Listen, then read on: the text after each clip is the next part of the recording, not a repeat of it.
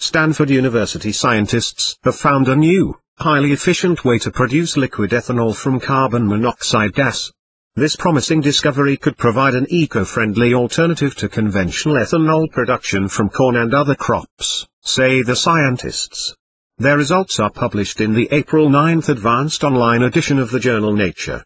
We have discovered the first metal catalyst that can produce appreciable amounts of ethanol from carbon monoxide at room temperature and pressure, a notoriously difficult electrochemical reaction, said Matthew Kanan, an assistant professor of chemistry at Stanford and co-author of the Nature study.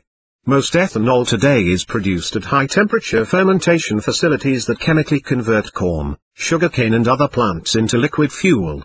But growing crops for biofuel requires thousands of acres of land and vast quantities of fertilizer and water. In some parts of the United States, it takes more than 800 gallons of water to grow a bushel of corn, which, in turn, yields about 3 gallons of ethanol. The new technique developed by Kanan and Stanford graduate student Christina Lee requires no fermentation and, if scaled up, could help address many of the land and water use issues surrounding ethanol production today. Our study demonstrates the feasibility of making ethanol by electrocatalysis, Kanan said.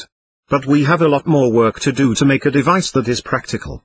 Novel electrodes. 2 years ago, Kanan and Lee created a novel electrode made of a material they called oxide-derived copper.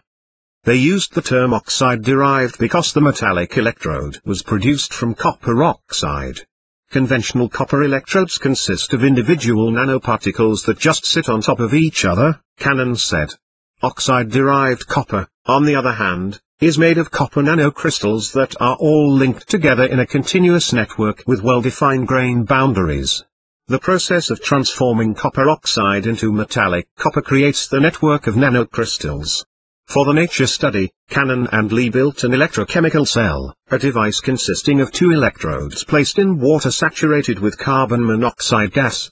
When a voltage is applied across the electrodes of the conventional cell, a current flows and water is converted to oxygen gas at one electrode, the anode, and hydrogen gas at the other electrode, the cathode.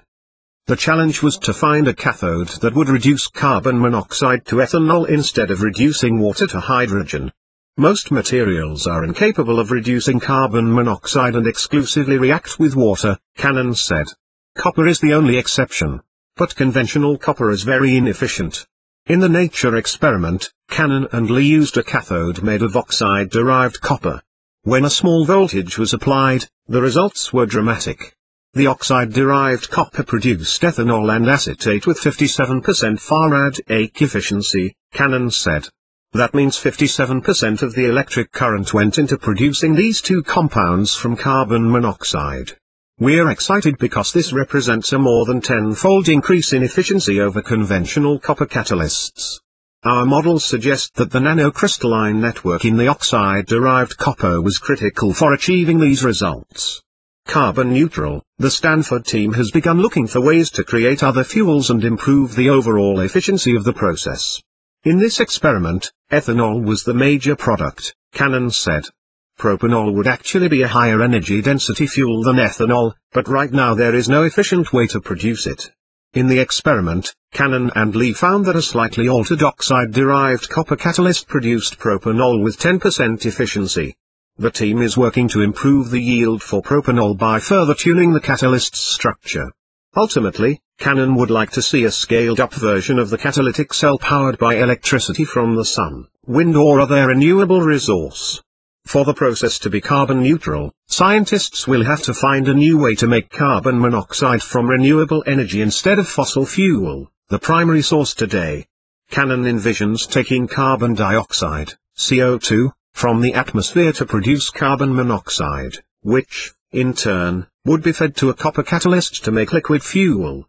The CO2 that is released into the atmosphere during fuel combustion would be reused to make more carbon monoxide and more fuel, a closed-loop, emissions-free process.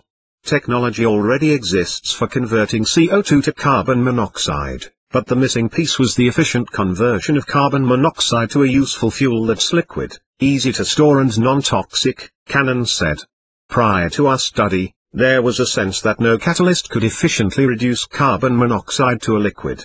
We have a solution to this problem that's made of copper, which is cheap and abundant. We hope our results inspire other people to work on our system or develop a new catalyst that converts carbon monoxide to fuel. The Nature study was co-authored by Jim Siston, a senior staff scientist with the National Center for Electron Microscopy at Lawrence Berkeley National Laboratory. The research was supported by Stanford University, the National Science Foundation and the U.S. Department of Energy. Mark Shwartz writes about energy technology for the Precourt Institute for Energy at Stanford University.